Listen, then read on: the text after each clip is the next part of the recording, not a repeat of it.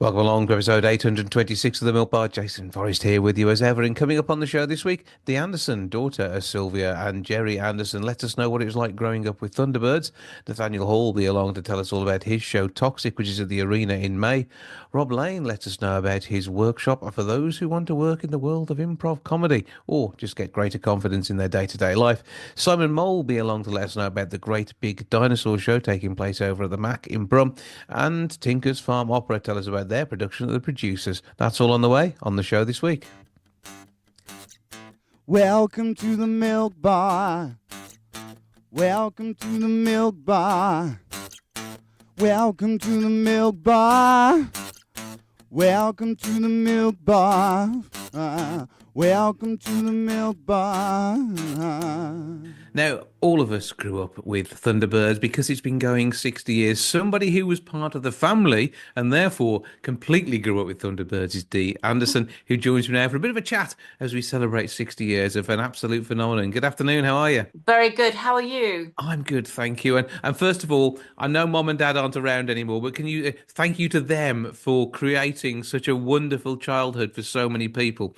Thunderbirds and Yes. beyond, everything else. It must have been amazing growing up with Gerry and Sylvia Anderson as your mom and dad. Yeah, absolutely. Well, I'm going to be talking about that on tour very soon.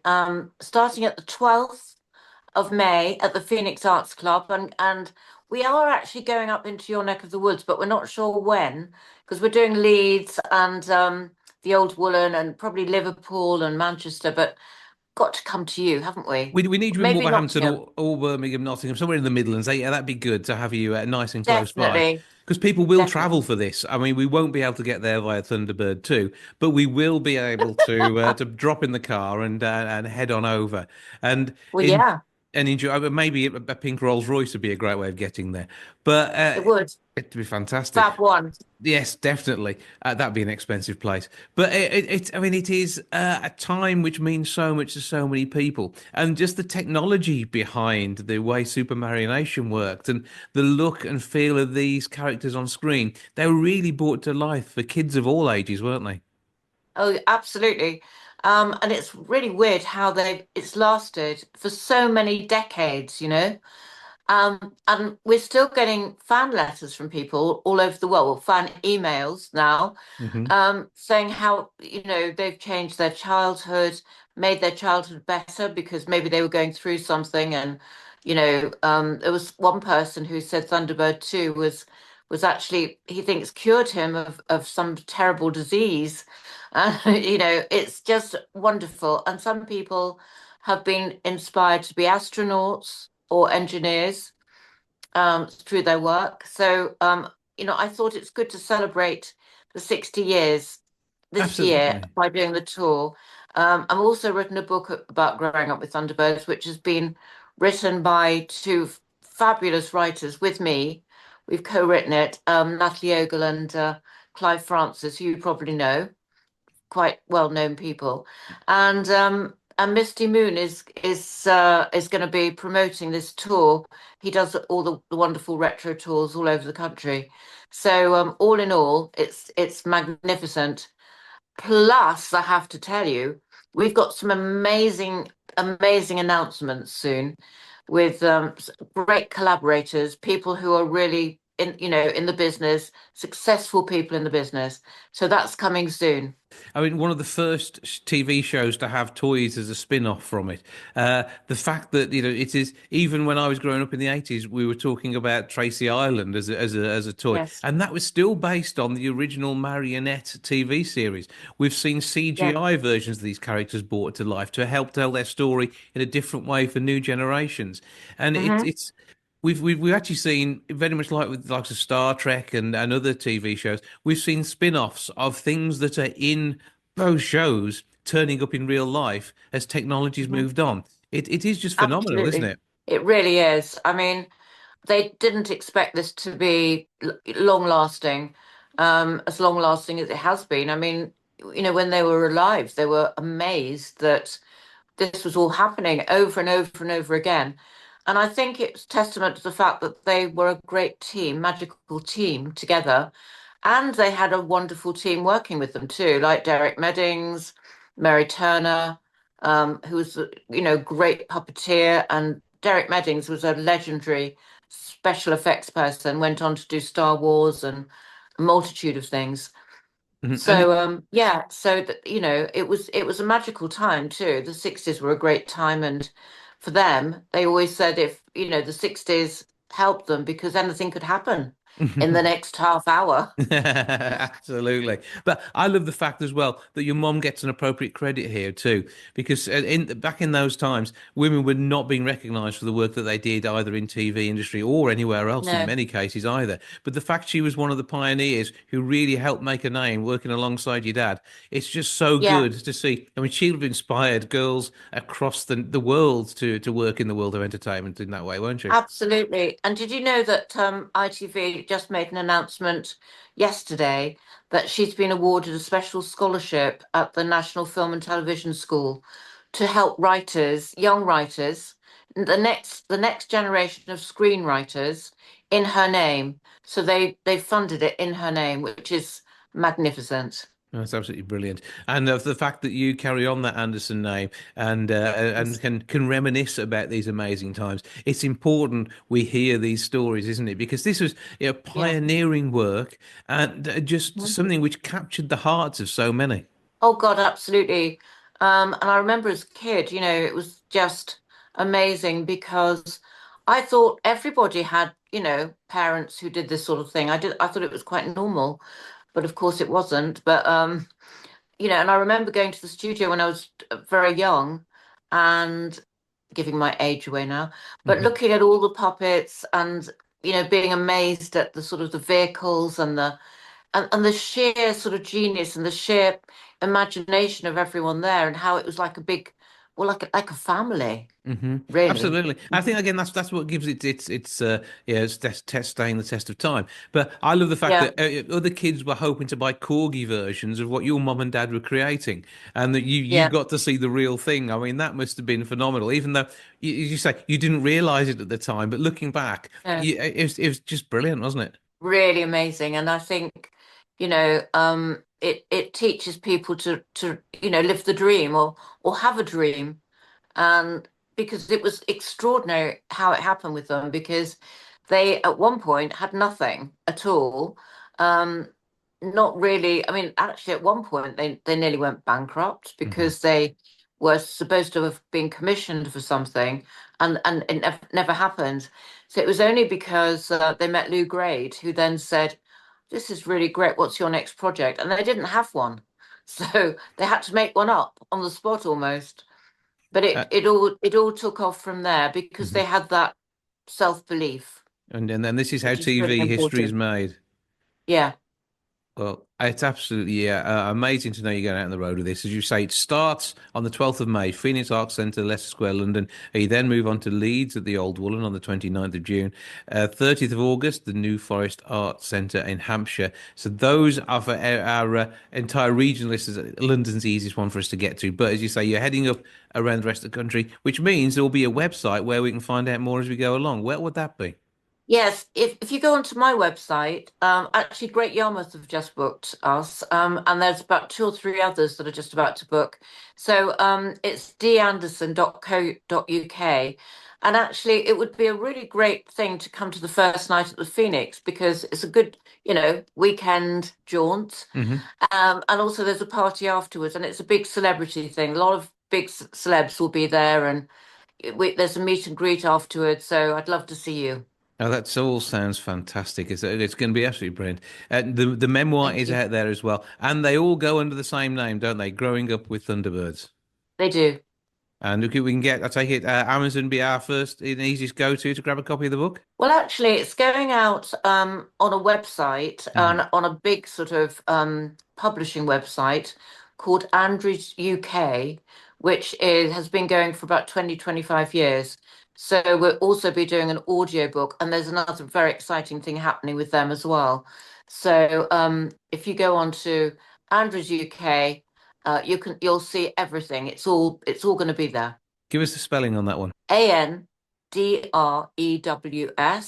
UK. Simple as that. Andrews UK. And you can find out more about getting your hands on a copy of what's basically a guidebook to how Thunderbirds sort of evolved as you grew up with the whole series surrounding you with Gerry and Sylvia Anderson at the helm, Absolutely. your mum and dad doing brilliant things and just making people's childhood so much more special. And I hope that now looking back, you realize just how glorious and lucky you were, but equally, And you. you probably had to, you missed out on some mum and dad time because they were too busy entertaining everybody else's kids, weren't they? True. But I had great grandparents that I used to stay with as well. So I was very lucky. I was surrounded by love. Absolutely, and that's the love of Thunderbirds is what's kept many a person going, I think, because it's just one of those things that's inspired Yes. generations now. Deanderson.co.uk to find out all the details about the forthcoming events. Dee, thank you for joining us. Lovely to speak to you, and I hope to meet you at one of the events in the not too distant future. I hope so. I hope so. And good luck with this fabulous podcast.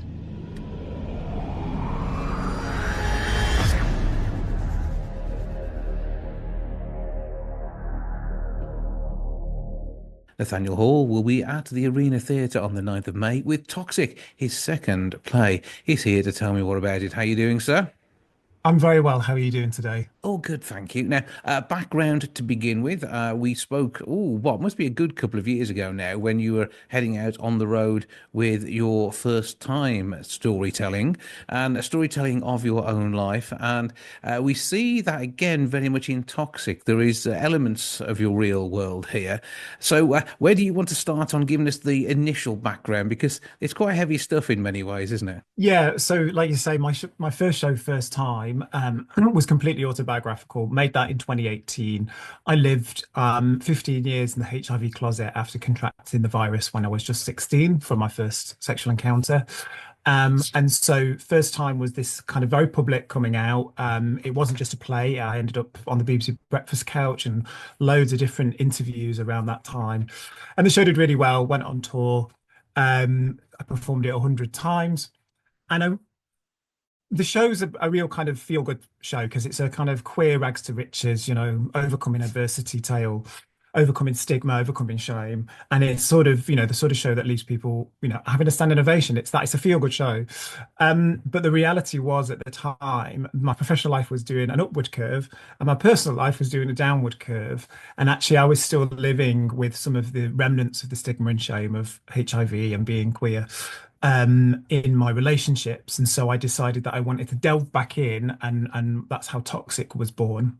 But Toxic is not fully autobiographical. It's only semi-autobiographical. So it looks at the impact of various different kind of traumas and societal prejudices on queer relationships and how they show up as well. Based on lived experience. And whilst you would hope there would be less prejudice on both your HIV status and your sexuality in this day and age, at least one of those is still very difficult for many people to come to terms with. And I think that, again, in itself is no, it's difficult. It will get to you. I'm sure it will, even though those who know that you're undetectable. You cannot pass the disease on. Your drug regime is one which, yes, it's a lifetime thing, but then again, so is somebody for high blood pressure. It is purely just a part of your life now. It isn't life defining anymore, fortunately, but it still has that impact.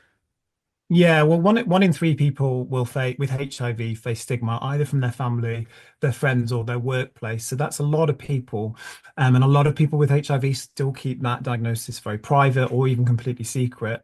And like you say, we now have new science that tells us that people who are undetectable, who are on medication, like myself, and have an undetectable viral load, can't pass it on. And we also have PrEP, pre-exposure prophylaxis, which is the drug that you can preemptively take to stop you getting HIV.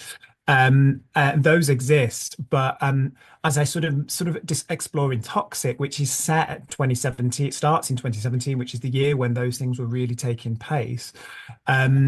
Those things are amazing, but they're not a magic wand to wave away the last 40 years.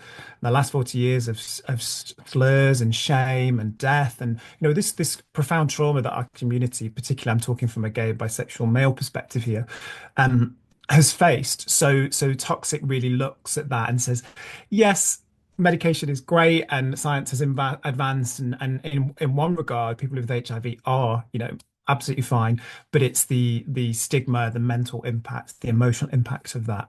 And then also added into the characters in the show have other things that have happened in their lives that sort of show up in negative waves in the present. And when you're telling a story like this, you've got really a responsibility in some ways as well to, this is going to be sometimes someone's only interaction, not only with somebody they know to be HIV positive, seeing them on stage, although obviously as we sit talking to each other now, there is not something which is visible in any way. So again, it shouldn't in any way form anyone's opinion of anyone these days, but it's still difficult, and I'm making it worse by talking about it like this, when actually it's something we shouldn't even Well, talk about. Well, the thing is, the show, despite its title and the themes, actually, is very funny, is a roller coaster ride through a tumultuous relationship. So we meet two queer people in their early 30s. They've both lived lives and they've both been through some stuff. They meet, fall in love, and in their own words, mess it up. Like there are red flags sort of all the way peppered all the way through that the audience see, but the characters don't. And they really bond over their pasts, over their trauma, and they think that they've seen one another. But actually, as the relationship, which is founded on quite rocky ground, starts to sort of crumble, those things that they've shared with one another become the thing that they weaponize against one another. Um, and talking about like taking responsibility, I mean, I take my responsibility as an HIV activist, incredibly strongly. Like when I'm doing a 3-4 minute interview on TV, if I've been on Lorraine Kelly, of course I'm going to give out a really positive, hopeful message about HIV, because that's the message that needs to go out, and we want to get people tested. We don't want people to be scared of HIV or to stigmatize people with it. But the reality is that I know that behind closed doors, lots of people with HIV do still struggle with these things. Lots of queer people do still struggle, although we have pride and, we march in the street, gay men are three times more likely to use illegal substances than heterosexual men, and half of the LGBTQ plus population have faced depression, and 3 in 5 have faced anxiety. So we know these things go on in our community, and I sort of wanted to peel back that sort of glitter curtain of pride that sometimes covers that, and go, look, this is not about shaming anyone. This is not about blaming anyone. This is about being curious, because those things have impacted my life and impacted my relationships, and I know they have other people. So it's just about having an honest and frank look at that, and delving into that. And also, the story follows the two characters. What the other character is mixed race, dual heritage, and non-binary, and those are two things that I'm not. So I take the responsibility to do my research and represent that character in the best possible way that I can, but also in the most truthful way that I can. Yeah, and tell us about your co-star and how they approach the role. Yeah, just Susan Enright, who plays the performer alongside me, and is the person that I sort of fall into this toxic relationship with. They're brilliant. They came on board way back in early 2023 when we started the research and development, and they really threw themselves into this character. They shared lots of their own personal stuff through the process. But also we did workshops and script readings with interracial couples, mixed couples, queer couples, to get their feedback. And, I had to sit there and listen to very honest feedback and go, my whiteness has got in the way here, or I've fallen into stereotype. And they've really helped me and supported me on that journey as well, along with lots of other people. So we've got a really special bond. And despite the fact, the way we treat each other in the show, we actually really like each other. We're really good mates now, as a result of making the show. Yeah, well, there's moments that you couldn't do in the show if you weren't mates with somebody, aren't there? It has to be not only trust, but also understanding and appreciation of where the story's going. But also, it's a love story and in its own way, and that's another part of it. You've got a very interesting balance of the way in which a relationship works, and again, it's your chance to tell it from a different perspective to what many of your audience may have understood their world. It is very much a queer, romance. They meet in a very modern queer way on a certain app. There is they both they sort of enter the underground queer party scene on their first date. So there are drugs involved, so there's this very intoxicating hedonistic mix of how they sort of fall from one another. They've sort of sexted before they've even had a date. So this is the reality of, and that's the reality of how lots of queer relationships start. Some that go well, some that don't. So the show is very much and telling it from that perspective, and definitely you can tell the difference if we get a review from a straight person or from a queer person, because the queer people really see it and see themselves and see the world that we inhabit, or some of us inhabit, or maybe parts of it that we fall into that we that are maybe not great for us, that are toxic for us as well.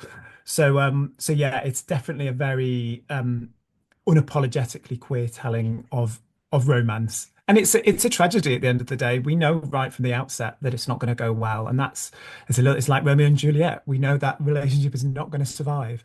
But I think hopefully this looks at it in more detail and sort of goes, well, it's not just the hedonism, it's not just the drugs, it's not just the bad behavior. Where does that come from? Because that's coming from somewhere. And so what the play tries to do is look underneath that and try and work out why people sometimes behave in these ways to one another, hurt themselves and hurt each other. And it comes down to shame, and it comes down to self-worth. And I think as someone who's lived through lots of this, I know how much work you have to do on yourself to escape that. And that's what Toxic's sort of doing for me publicly on stage, and hopefully for other people as well. arena.wlv.ac.uk to get your tickets. 01902 321 321 is the box office number. The 9th of May at the Arena Theatre in Wolverhampton. What time does it all get going? Oh, that's a good question. I think it is normally 7:30, but it might be an 8 o'clock. I think 7:30. Okay, well, you'll be there in time for 7:30 anyway. Make sure everybody else is too. It's our last show of the tour, so we'd love to have a lovely big audience there to wave us off. Yeah, Tears for all the right reasons, and of course based on the story and the way things work out too, but also a love for the characters, I'm sure, in their own way, which will be absolutely amazing. Well, Nathaniel, have a brilliant time with it. Nathaniel Hall, the man behind Toxic, thank you for joining us. Thank you.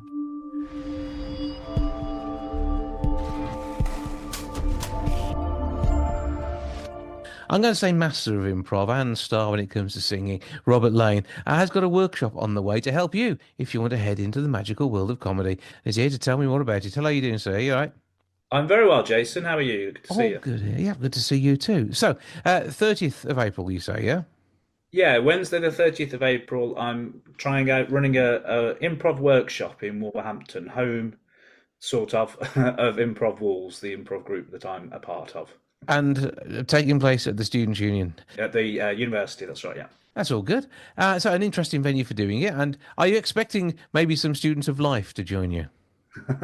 I think yes, that would be very good actually. We're all improvisers. This is a sort of thing that keeps coming to mind when I run these workshops and stuff. And when we do shows, people are always like, "I don't know how you can do that." And I was sort of thinking, well, we all do it all the time. Life is improvising. You can't predict always what people are going to say to you, and we've got these skills to improvise, and it's just obviously thinking about it in a slightly different way. And the point with the workshops is, even if you've never done it before as in this way, I hopefully will be able to unlock something in you that means you can do it and actually find a benefit from doing it as well. Well, actually, it's not just maybe about people starting their own comedy troupe. It's actually about them improvising in life, being maybe the life and soul of a party, or just sort of being more confident when it comes down to things they're doing at work.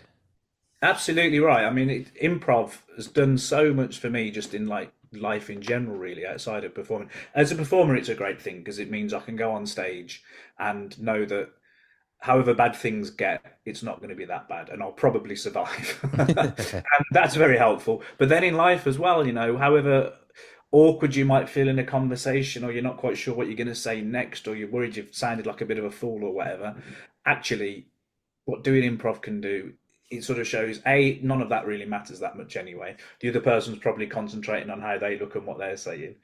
But also, you have got it within you to be interested, and you don't know where a conversation is going to go until you're having it, basically. You've got to embrace that. Absolutely. And for you as well, when it comes to comedy, you get to do a show without all that messy writing. Yeah, exactly right. I mean, no writing, and then I would say we don't rehearse, but we do really. We kind of practice. I think of it as being like in a sports team or something. You practice the skills, although you don't know what's going to happen in the match or what the opponents, or in Like our the, case, the the audience. audience, yes. Yeah, in that case, the audience are going to throw at you, or what's going to happen in the room in that particular moment. So we do practice, we rehearse, but you're right, we don't have to do any of that mucking about with learning lines or anything. But I mean, but you have done this in the past. I mean, you've done acting, you're a musician as well, so there's a lot there that goes on in your world which ties in with this rather nicely. Definitely. I mean, the more I go on, I sort of just think it all comes down to just telling stories, really. And the different mediums, whether it's writing songs, being in plays, making films, or doing an improv show, it is just that. And I think we're all interested in that, really, aren't we? The reason that we engage with art and all the rest of it is that we like hearing stories and we like sharing stories as well. Yeah, and I think art is a nice badge to put on things, but art is life. Life is art. It's not a separate thing that we can do without. It's actually part of our being, and yeah, the fact that you can hone those skills in art are skills for life. Definitely. I mean, there's so much crossover with all this stuff. We kind of another nice thing about the improv shows, I think, is that the audience is at least as important as the performers are, which is true in most performances, I think, but it's particularly obvious in this one because without the audience suggesting things, there's not going to be a show, basically, Oh, you really. basically just said that And it should if be if it's a bad show, it's the audience's fault. exactly right. We're completely blameless at all times. You're conduits for their creativity. However, you have to be able to do it, and this is where things like this workshop come in. That's right. And this is where, again, I sort of think about facilitating workshops or directing things or writing things. It's kind of all this, not exactly the same, but very similar, really. Hosting a podcast. It's sort of facilitating other people's creativity and letting them share their ideas, really. And that's something that I love doing, whether I'm doing it as a performer or a facilitator or in conversation. It's that collaboration, I guess, is what I'm trying to get at. It's sharing things with people. But I think it also means you've got both lows and highs in your mind, and I'm not going to be cruel enough on this occasion, at least, to ask you what either of those are. But that is the sort of thing that you will share probably as part of this workshop. Yeah, that's right. I mean, that thing I was saying about what's the worst that can happen. Well, the worst has happened. There's nothing worse than trying to be funny and failing to be funny. And like, if you compare it to a music show, like you can have bad moments in a music show, but as long as people sort of applaud at the end of the song, it's kind of okay. Whereas if nobody laughs at the stuff that you're trying to do, or sometimes what can go wrong is just that because in the improv walls we tend to do short form and play improv games. Yeah, there's a mechanic there to make it sort of bite size in a way. That's right. They're jumping off points for the scenes that we make basically, but they're like a context for the audience to understand it. But sometimes if it can happen if we haven't explained the game or what we're trying to do completely correctly, sometimes that can be a bit confusing for an audience. And then there's all the interesting stuff that goes into shows, which you'll know about as well, like how a different room affects things. So you could do exactly the same show. In fact, you could do the same show with the same room, but a different group of people will respond differently. So in improv, when you don't even know what you're going to be doing, obviously it's much more open to that stuff as well. Yeah, I've had it when I regularly DJing in certain pubs and bars and clubs and whatever else. And when you've got a residency like that, you think you're playing to the same audience each week, so you got to do different material when you're working around music and stuff. But the music will be Yeah. the same, but you can play the same song 3 nights in a row, and you'll get a different reaction to it. Yeah, absolutely. I mean, I knew this already. I'm relearning it all the time. But I was in a panto this Christmas just gone, and it was one of these things where it's only a half an hour panto for kids, and you did it kind of throughout the day. Some days we did like 5 or 6 times, right? So the same show, same room, but a different audience gets brought in. They go and that's right.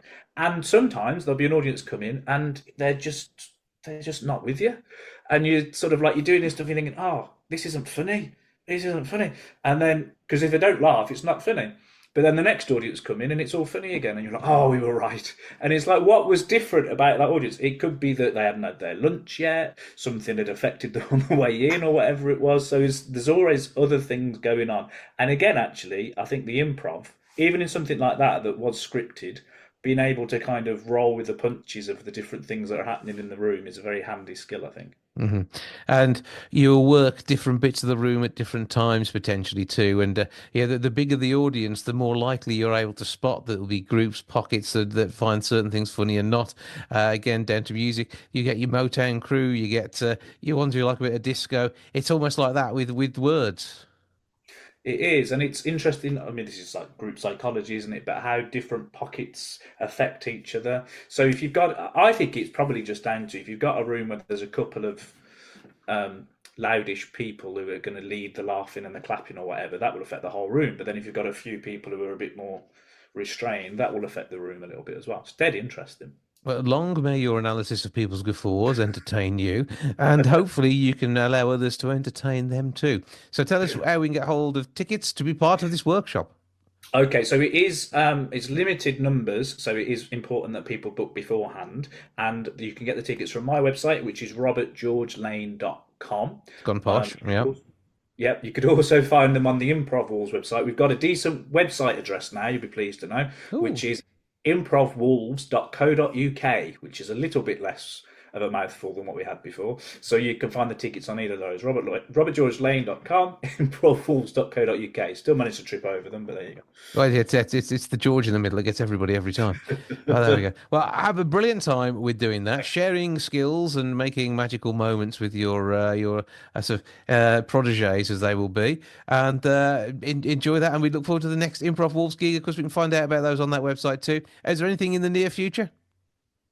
There is. We've got quite a summer lined up, actually. We're having our first ever Edinburgh Fringe run in August. We've just confirmed the details of that. Near our home, we're at Beardy Folk Festival, which is kind of in our area. Check out the Beardy Folk. It's a folk festival, but we're doing our improv thing part of it as well. But you're keeping the facial hair for that, yeah? Yeah, maybe we can go a bit further with it than this, finger in the ear and all that. And then we're at Thimble Mill Library in Smethwick in July, which is kind of in the Midlands area as well. Because I know you did Stafford recently, and of course, there's occasionally gigs that pop up in Wolvo too, hence the name. Improv Wolves, Rob, George, to his friends who'd like to use his middle name. Thank you for joining us. Absolute pleasure, Jason. Thanks. See you again soon, I hope.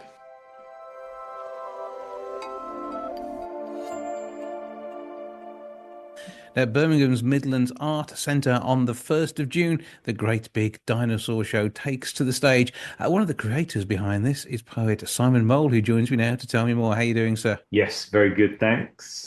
Looking forward to the show? Yeah, absolutely. Yeah, I've wanted to play at Midlands Art Centre for a while, actually, so it's a real good chance to get over there.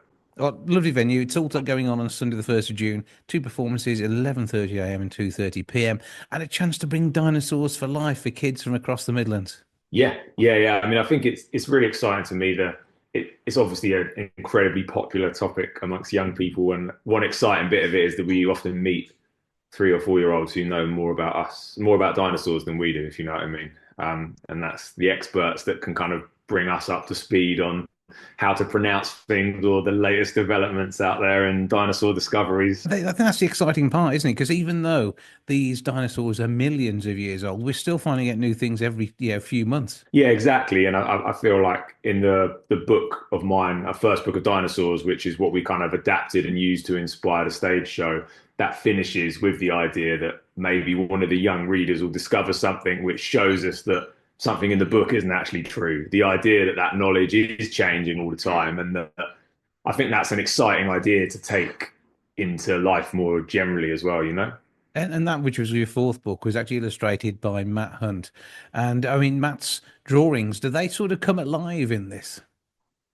Yeah. I think that he did an incredible job with the book, and it's quite a challenge, really, if you think you want to make them, because the book is non-fiction inspired. It's fun, it's playful, it's poetic, but it's still ultimately at the heart of it is that you are going to be learning some non-fiction stuff about dinosaurs and about that ancient world. And what his illustrations managed to do so well is they're fun and playful with a bit of character, but they also do stay true to kind of what we think we know about dinosaurs as well. And you've worked with some collaborators on this, haven't you? Yes, so the musician, singer, storyteller, Gecko, who I've been working with for a long time now, making work for children and families, is the kind of he performs the show with me as well as having written it with me, and that's been so much fun. He's an excellent improviser as well, so there's some sections of the show which are different every time. We're taking suggestions from the audience, making up new song, poem, lyrics with them based on their suggestions, which is brilliant. And when you've got this talent, the amazing story of dinosaurs, the kids are in no way going to be disappointed at all. Well, they seem to be leaving smiling and laughing and enjoying it as we go. And I'm hoping that as well as entertaining some dino fans, maybe we're introducing some of them to poetry as well. You know, the idea of how much fun it can be playing with words. So they will be fascinated by the size of a T-Rex tooth or the weight of a Brachiosaurus or whatever, but they'll also hopefully leave feeling inspired that maybe they could be a poet or a lyricist as well as they thinking they might be a paleontologist, you know? Mm-hmm. But so this isn't just about the words, is it? There are visuals that go alongside it. Yeah. So we use some of the visuals from the book, which pop up in the background. There's an awesome costume, which has been created by Andy, a really great costume designer that we've worked with. She's come up. Gecko gets to be a tree at one point, which is great fun. But then the main part of that is a hat. That's nice. I've got a more kind of low budget, readily available costume, an inflatable dino costume, which is great fun to wear though. Yeah. It's something you can also share at parties and birthdays as well. So I mean, potentially, exactly. Yeah, there's some sparkly disco jackets in there as well, which have definitely got some potential for using in other areas of life. Yeah, but don't tell the taxman because it has all been tax deductible. So that's what counts. Okay, so the dinosaurs may be extinct, but the stories that are brought to life here are definitely not. And then the way it's delivered as well. I think an introduction to poetry is fantastic, isn't it? And I think that is again making poetry accessible so kids can understand what it's about, because there is so much meaning that can be conveyed through verse, whether it's rhyming or not. Oh, for sure. Yeah. I think it's a great way to have fun, as I was saying, but also poetry is an amazing way to express yourself, you know, to get those ideas, opinions about the world that we live in, how we're feeling. Poetry can be a really healthy way to get our feelings down and maybe share them with other people. And I think that if younger children early on are supported to express themselves creatively and play with words, that's a really positive thing as they grow into the world as young adults as well. And whilst you're aiming this at 4 through 11-year-olds, actually the parents and grandparents are bringing the kids along. They're just be as enthralled as the kids are. I very much hope so. Yeah. I've got 2 children of my own, and I love, you know, we like to watch a movie at home, as I'm sure many people do with their kids. And the best ones are the ones where the grown-ups are getting something out of it as well. You know, you're all sat back genuinely enjoying it. And that's what we've tried to do with the show. Something that there's different levels on it. The older siblings are going to enjoy this bit, but there's some stuff that the younger siblings, even who are brought along as well, might bounce around and enjoy some of the tunes. And hopefully the grown-ups can have a bit of a chuckle as well. Yeah. Well, not too many spoilers, but what is your personal favorite dinosaur fact? Oh, wow. That's a huge question.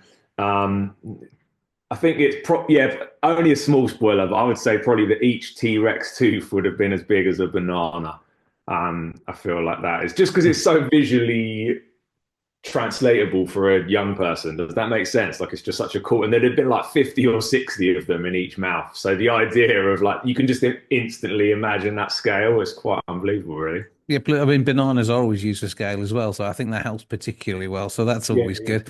So we can find out more and grab tickets via macbirmingham.co.uk/events. Just look on there for the great big dinosaur show if you want to type it all in as one word.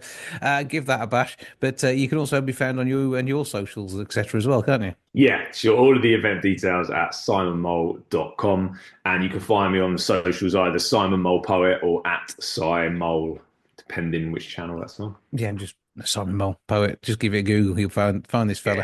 There'll be no doubt dinosaurs involved and all the other great work as well. And there's some of the brilliant stuff that you do, being National Poetry Day ambassador, and the acclaimed children's poetry stuff that goes with it. There's going to be awards you can find and everything that'll have his name on them. It'll be really simple. So the event itself, Sunday, the 1st of June, 2 performances, 11:30 a.m., 2:30 p.m. Pick which suits you around whatever your Sunday brings.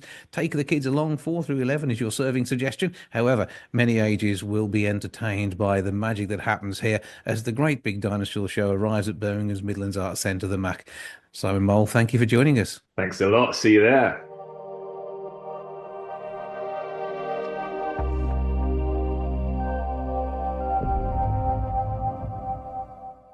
Tinker's Farm present a Mel Brooks musical. The producers at Stourbridge Town Hall from the 14th through to the 17th of May.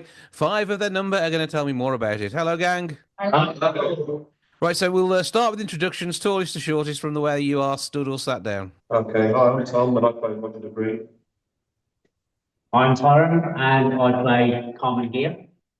I'm Becky and I play Ula. I'm Dan, I'm playing Max. I'm Richard and I'm playing Leo here. A show which is funny, moving, entertaining in every way you could possibly want, and seems to include a fella in a smoking jacket at the moment, or is it a dressing gown? That's right, well this is what I need to be wearing when I'm entertaining all my backers. It's a bit of quality there, that's what we like. M&S, if ever they saw it. So, give us a bit of potted history on the show and how you came to be bringing this one to life, because it's one of those shows which must be something everybody's been looking forward to bringing to the stage. Definitely. When we picked the producers as the next show, we saw the trailer for it, we did a bit of research, and we just couldn't believe how funny it was. It's out there, but it's out there in a very, very funny way. So we've had a few new members join us because of just fans of the show. So yeah, very excited and enjoying it. It is a difficult show to do, though. These are very important parts to be playing. Every single one of them has to have perfect delivery, but you guys can do that, can't you? Absolutely. Yeah. So what's it been like in rehearsals? I take it's hard work not laughing when you're trying to get the lines right. Absolutely. It's been very funny, but very difficult to keep concentrated and focused because it's just so hilariously funny. Yeah. Especially when we get the long run. Yeah. But with the music as well, obviously that's an extra challenge on top of, not only acting it right, getting comedy timing right, and getting the look right. So this is a big ask for any production company.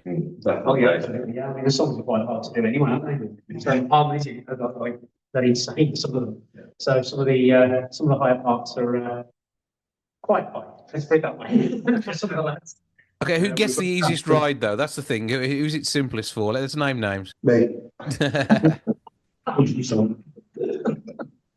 It is still a challenge of a show wherever you look at it. So, what is the standout sort of moment for each of you? Again, we'll go this time. We'll go shortest to tallest. Oh, mine's my entrance. I think that's most for me. Stand up for me. It is for us as well, isn't it? Well, speaking in character, I would definitely say the Ulmer's entrance is my favourite place. But I think from my point of view, it's for me, it's Along Came the Alley, which is where my character has to raise the money for the show by entertaining his backers, who are hundreds of little old ladies around New York, and provide the money to put on the show. So you're used to entertaining little old ladies, so that's all cool. Next. Not an acting challenge, really. For me, it'll probably be I want to be a producer. That's the moment. It's Leo's dream sequence, toe tapping, some tap dancing, great music, dancing with all the chorus girls. What more could you want? I think with me, it's I'd say it's probably the Keep It Gay song that we've got in our little boudoir. Yes. So that is good. That was good. So I think that's probably the best one that we did. So, But the last on that moment is, I don't want to say too much because I think you'll give too much away if you don't know the show particularly well. But all I will say is springtime to Hitler until you get it. Okay, right, that's good enough. We know where we're going with that one. For anyone who's seen the show, they will love it. Anybody who hasn't yet, look out for that moment. So you've got... so it is just a huge show, and I think how many people have you got involved? Because it is still quite a reasonable sized cast, isn't it, with ensemble? Yeah, we've got 28 in the cast in total. Most of our cast are taking on many roles, so they're not going to be bored at all. I don't think anyone's going to be sat in the dressing room for long. I think there's nearly 150 costumes. So some of the cast have got 8 or 9 costumes just themselves to manoeuvre through the changes throughout the show. We're putting a revolving door in the dressing room. Yeah, we don't need a dressing room. You'll be getting changed anywhere, any corner of the theatre. That'll be pretty much how it works. So we say it's all down at Stourbridge Town Hall. What do we need to know? How do we get tickets? Come on, let's find out the important stuff now. Let's get bums on seats. Okay, so the tickets are just £20, and they're available at ct.co.uk/the producers. The ticket sales are really picking up, so get on there quick. All the good seats are starting to go now. And you can call the box office number, which is 07943 579 553. Grab your tickets that way, find out more. And of course, we can find you all over the socials as well with a few previews of what's going on. Definitely, yes. So we're just looking for Tinker's Farm Opera on the likes of Facebook. That will do the job there. Well, it's the 14th through to the 17th of May. Break a leg, wear appropriate attire the rest of the time, and have an absolutely fantastic time with the producers. Thank you very much. Thank you.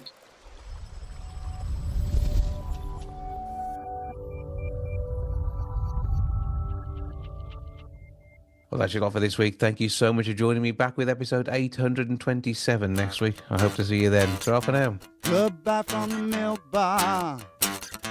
Goodbye from the milk bar. Goodbye from the milk bar.